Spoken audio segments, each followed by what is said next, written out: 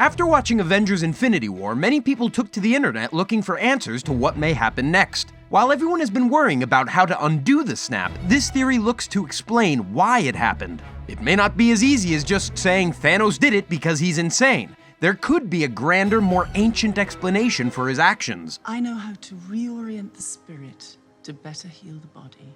While Thanos may be a tad insane, what if he wasn't wrong?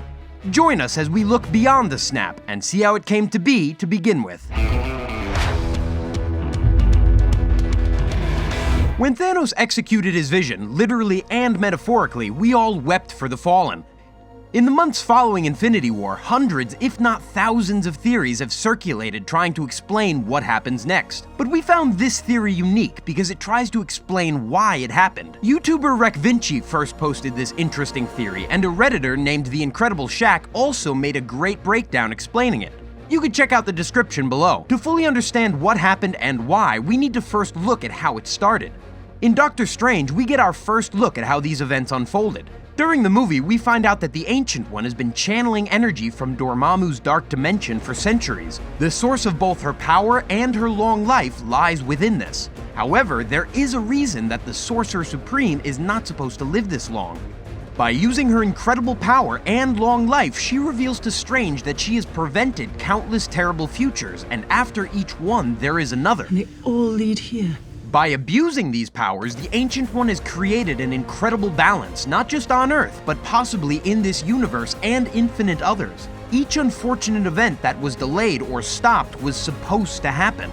We're not going to stop there either. It's entirely possible that each terrible future prevented created a landslide effect. Okay. Every time that the Ancient One stopped an event, the next one was even more terrible. As she stops more and more, the universe looks to balance itself at an impossible level. The only possible fix for this is the literal annihilation of half of the universe.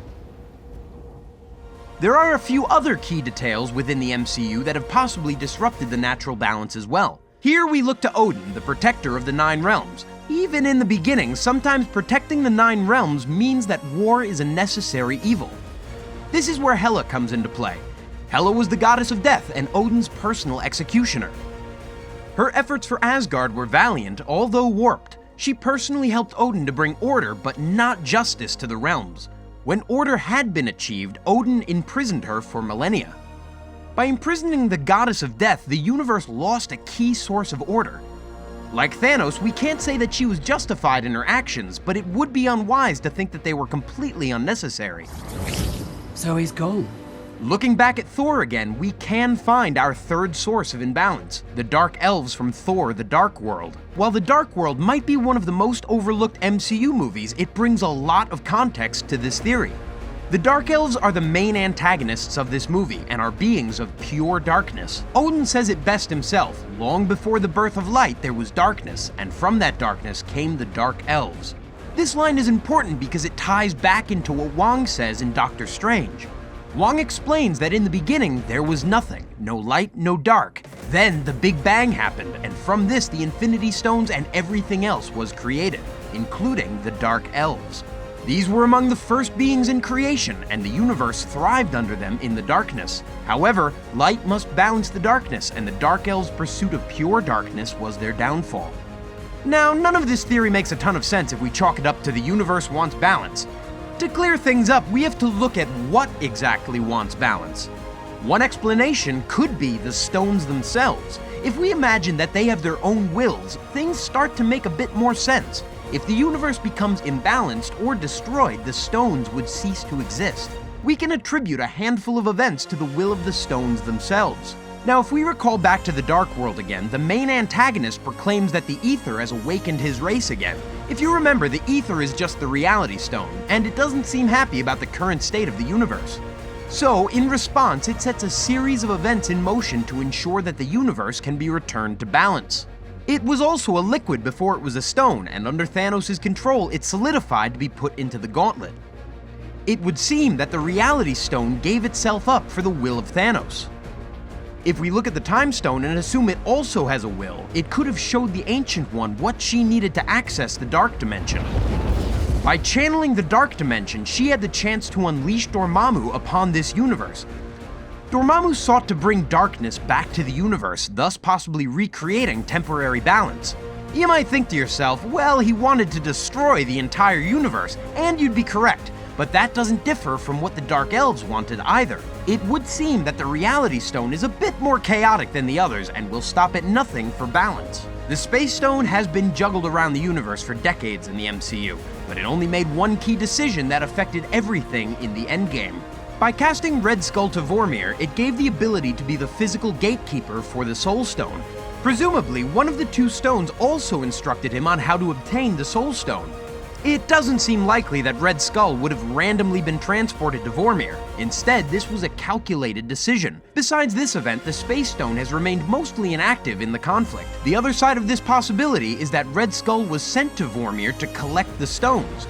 He had been granted a handful of powers from what we saw in Infinity War, but was unable to collect the Soul Stone. We are all wrong. Red Skull had sacrificed everything to harness the power of the Space Stone. Even after being cast out, Red Skull had nothing left to give. Although Red Skull says in Infinity War that the Space Stone cast him out, whether he knows its true intentions or not is unclear. The Mind Stone is both the easiest and trickiest to explain. While implanted in Vision, it was stable. But when it was alone in Loki's staff, it turns the Avengers against each other. We're a time bomb. As the group begins to bicker and argue, the music becomes more ominous and the camera pans to the stone. The Mind Stone was looking to instigate another event. Whether that led to a group member wielding it or Thanos, it didn't matter. When inside Vision, he was able to completely control it, hence why he was one of the Avengers, and there isn't quite an easy explanation for that. But what the stone did outside of Vision can't be ignored. The Reality Stone doesn't have much screen time in itself, but we can understand a lot from its appearance in Guardians of the Galaxy. It yielded itself to Ronan, who sought to bring destruction among the galaxy. His ambitions weren't as grand as Thanos' was, but admirable to the stone nonetheless. Our biggest hint at what it wanted, however, was when Peter Quill controlled it briefly. Peter Quill was half Celestial, who are wholly capable of wielding the stones by themselves. The Celestials themselves weren't exactly the most wholesome bunch and would wipe out whole civilizations. The stone knew that by wielding itself to a Celestial, it could have had a chance at bringing some balance to the universe. Under the control of the Celestial Aeson the Searcher, it would wipe out entire planets with ease. There's a little pea coming out of me right now. The Soul Stone is a sort of gatekeeper among the stones. In order to wield all the stones, an incredible sacrifice to this cause must be made. By making this sacrifice, the stone would yield itself to those it had deemed worthy. This is the final piece in this intricate puzzle. Red Skull imparts knowledge of the Soul Stone on Gamora and Thanos. He says that the stone possesses a certain wisdom and that it holds a special place among the Infinity Stones. This almost completely confirms the theory that the stones have their own will. Each of the other stones bounced around the universe for a time, shifting hands along the way, but the Soul Stone seems firmly planted where it was. If any of this is true, we can even take another theory away from all of this. The stones align themselves in a way that would lead to Thanos. This is a bit crazy, but bear with us here. Everything that the universe did with the stones was all an elaborate plan to bring Thanos to them. It was inevitable. The work that the Reality Stone did helped turn the wheels to put all of this in motion.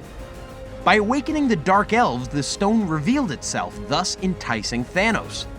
The work that the Ancient One did with the Time Stone to prevent terrible futures is what ends up causing a terrible future. By using the Ancient One, the Time Stone was able to completely mold and shape how balance could be created. It seems interesting that no matter how much she tried, she could never see the snap. And they all lead here, but never further. The Time Stone manipulated her. It gave her false information in order to create extreme imbalance to create true peace through Thanos. No matter what way you look at this, it would seem that the Ancient One is almost directly responsible for all this. She isn't responsible for conflicts that happened on other worlds, but what she did on Earth and other dimensions was irreparable. Hopefully we get more of a glimpse at this theory in Endgame, but we won't be holding our breath. It's still a super fun theory and really puts the MCU on its head. Take a minute to breathe, let this all sink in. Do you really think that the Infinity Stones have their own wills and desires? What about the chaos the Ancient One brought to the universe? We're not sure if she was wholly justified after everything she did, but we can't say we would have done anything different. Endgame drops very soon, and we're just gonna have to wait to see what's set in stone in the final movie. If you have a theory of your own, drop it in the comments down below and let us know. Make sure to subscribe too so you can stay up to date on all the latest theories and breakdown videos. If you hit that bell icon, you'll be notified every time we publish a new video so you aren't out of the loop. Thanks for watching.